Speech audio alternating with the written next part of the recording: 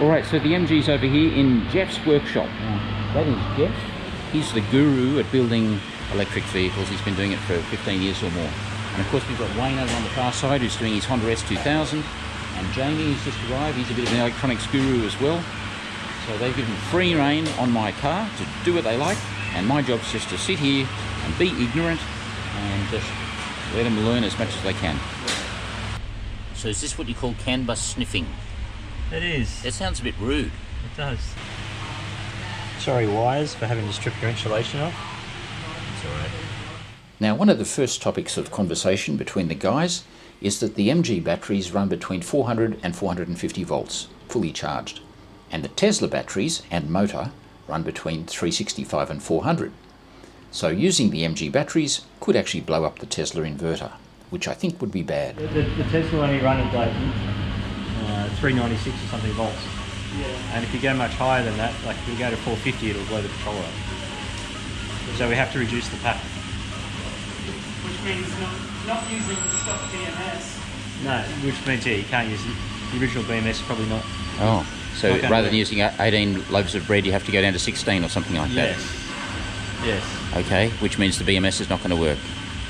Yeah. It's only harder to make it work when you've got to remove bits out of it. Can you have two unused cells? Can you tap off early on the DC? You can charge it normally with all 18 loaves of bread, but you tap off the 16th one. But then you still get two that are always full. Yeah. So it won't charge. No, you get unbalanced load. Yeah. They're all out of balance. Okay. Spitballing here. Everybody's hard at work. My job's just to sit here and stop asking so many stupid questions. Showing CAN high, CAN low. Yeah. Your project is now part of my project in a way. Oh, that's good. Understanding how this works. So long as you're excited. Oh yeah, it's all good. So that's data out of there, along here, in red, and you can see it polling. Some of it's changing very fast. Yes. Now we're just going to translate it into something useful to know what it's telling us. Basically, different messages will come from a specific ID. Some of them might have battery voltage, some of them might have some other status in the car, and they come from the various modules on the CAN bus. So trying to figure out what they are, what they do, is a sort of reverse engineering. You push on the throttle and see which one changes, and turn on the lights and see which one changes. And yeah, normally you try to do it per module or per system. So you see what messages it gives you when charging, you see what messages you do when it goes into ready. It sounds to me like a very long and convoluted process. It is. I'll leave it to you. I shall return to doing mechanical shit. Cool. But for now, we've got the active CAN messages in the CAN adapter software. Yep. And the next step is to try to actually recognize what some of the messages mean. It's just a matter of finding a database file or creating one once we work things out, which takes time. But we're not likely to find an English language translated from the Chinese technical manual that describes all these messages for us? A lot of the vendor stuff tends to be very proprietary. It's only when people sort of either reverse engineer it and put it on the internet. Keep in mind that we're actually interrogating the CAN bus of a Bosch VCU. Oh yeah. It's actually German. Yeah, Bosch are very, very protective of their intellectual property. Okay. So they don't like that going out on the internet. Okay. Having said that, though, it's still a VCU. They'd program it for the needs of the particular vendor, in this case, MG. Yep. So our confidence levels are... We've had a slow start to the day, but we're up there. Step one, we're talking to it. And it looks like we're talking to the right bus, because in CAN systems and vehicles, you've got what you can see in the ODBC port. Yep. That's normally sort of under the dashboard. Yep. That sort of that gives pretty high level information, like speed, battery voltage, things like that. Generally, when you're reverse engineering, you want to know how the devices are talking between each other. Yeah. So typically in a car, you'll have, particularly in EV, you'll have like a high voltage CAN, but we're talking to the right one, which is the high voltage one. Yep. And if, say, you're wanting to reuse the charger in another project or the motor or anything like that, this allows us to start sort of collecting information, in theory, what we do now, we're collecting this, is we record a function happening, like going into ready. Yep. Or starting a charge. Yep. And then we play that back and see if the car does what we expect it to do. Yep. Got So, it. Okay. yeah, but we've got a little bit more work to go yet. All right. So it's not going to be ready at 4 o'clock this afternoon, basically. Not going to be ready at 4 o'clock this afternoon. Hey Jeff, thanks for letting us use your time in your workshop when you're busy doing real work. No worries. It's okay. Well, clearly these guys need me pestering them like a fish needs a bicycle. But there's plenty for me to do on the Porsche, so it's back to the workshop to see how Matt's getting on. Why aren't you working on my Porsche? We've got a few small side projects to do Yeah. as well, just Yeah. small ones. Yeah. It's just a tune up on a 5.7. Yes, it's got a low power issue. Has it? We're trying to work it out. I see you fitted a new pump over here. It's there. Is that the new fuel pump? That's it. The emissions pump. For every car that goes electric, we're taking horsepower away from petrol. This car needs to make it back. So the equilibrium. That's a rationalisation I haven't heard before.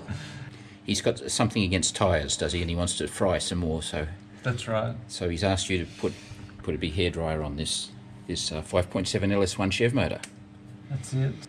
Positioning things, what's got to stay, what's got to be moved, and So you're just brainstorming at the moment. brainstorming, yeah. The first obvious question is it's a V8, but you've got a one big turbo on this side. It's not like an RB26 where it's all on one side. That's it. So how are you going to feed the exhaust gases from the other side?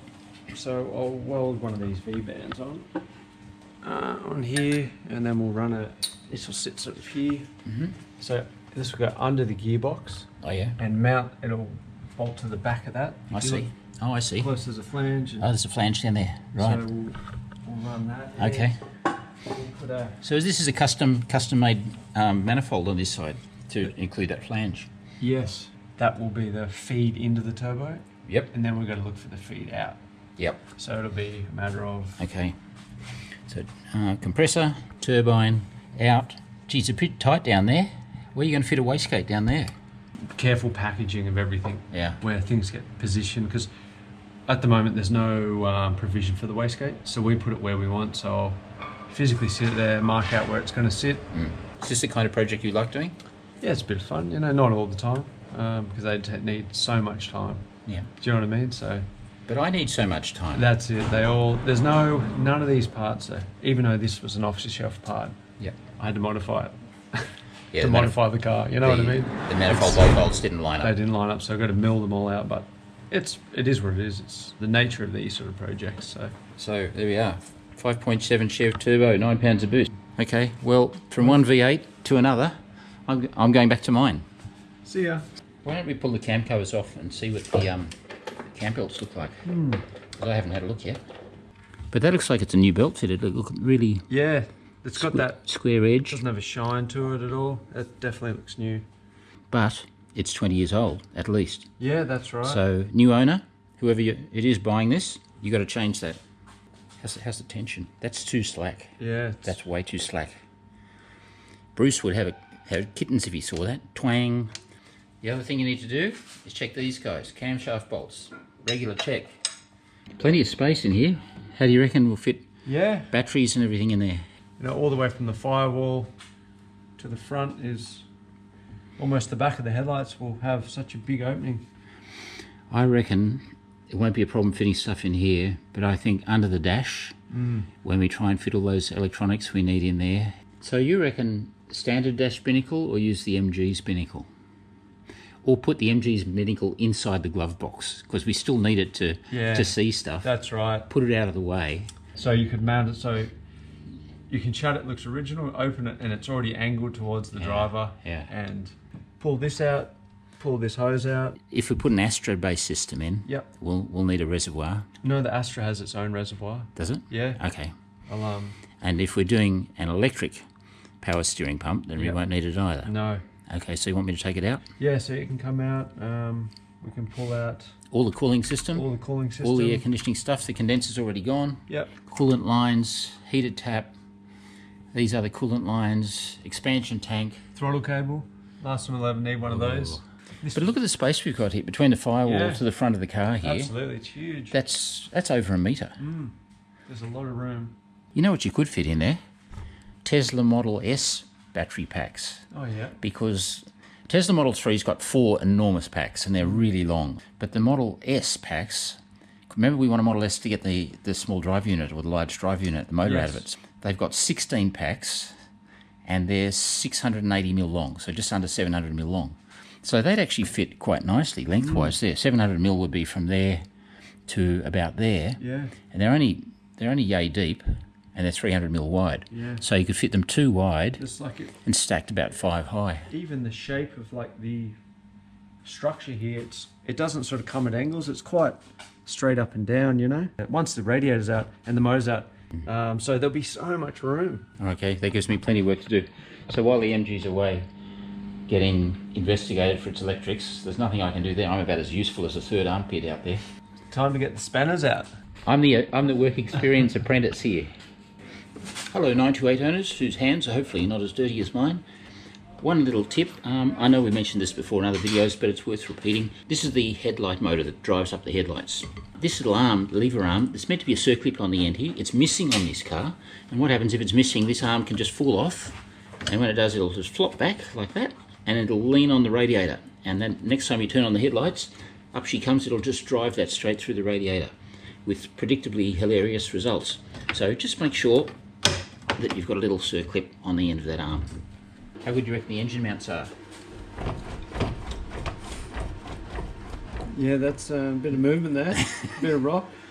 Whoever buys this engine, new engine mounts. Alright, so let's take stock. You can see there are 2 or maybe 3 strategic approaches, each with their own pros and cons. Matt's idea of reshelling all the MG electrics, or at least just the electronics we need to get the car charging and drivable, using the MG motor and inverter, and as we've already established, using the MG's engine control unit, the high voltage switching, the battery management system, the body control module, fuse boxes, battery charger, DC to DC converter, and so on, and possibly even the dash and the center console. So that's one approach. But if that doesn't work out for whatever reason, we go with Wayne's idea, which is of course just using the batteries and all the aftermarket components to interface to a Tesla motor, which I admit was exactly what my initial plan was. Well, this is a well-proven path by EV conversion shops, but it does involve a lot more initial expense. Wayne's already got a Tesla motor for his car, but I need to source one, and also purchase a whole lot of things that I already have in the MG. It'll all add up to tens of thousands of dollars. Now, nothing's set in concrete, but the way I'm thinking is this. In pursuing Wayne's approach, the electronics brains trust out there, they're all going to spend some time to log and then decode all these messages. I feel this could take quite a while, so I don't see any harm in pursuing Matt's idea in the interim.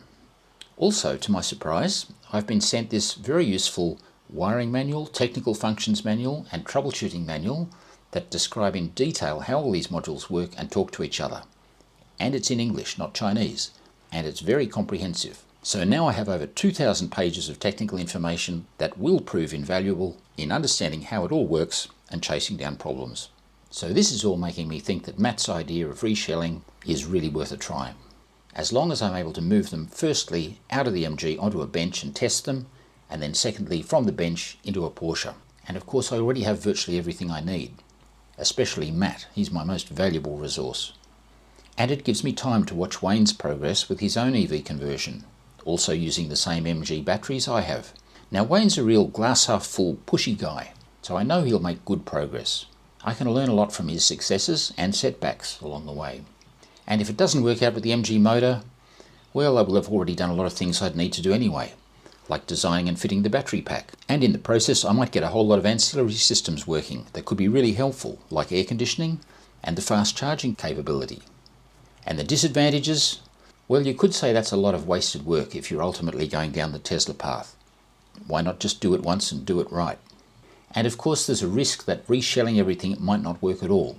Moving a wiring loom from one small car to another small car with so many electronic modules, fuse boxes and components is going to be very fiddly. Extending looms and making brackets, and the Porsche's own wiring and fuse box is already very messy, even if just for the systems that we need to retain, like the Porsche's wipers, lights, electric seats, windows, central locking. It Just finding a place to fit both systems is likely to result in a real mess of randomly placed components, or they might just not fit at all. I've neglected to mention a third option. That's to forget about the MG completely and sell it for parts. I'd certainly make some money on those excellent batteries, and instead go and buy a crashed salvage Tesla Model S. That way there'd be no question about having enough grunt from either the batteries or the motor.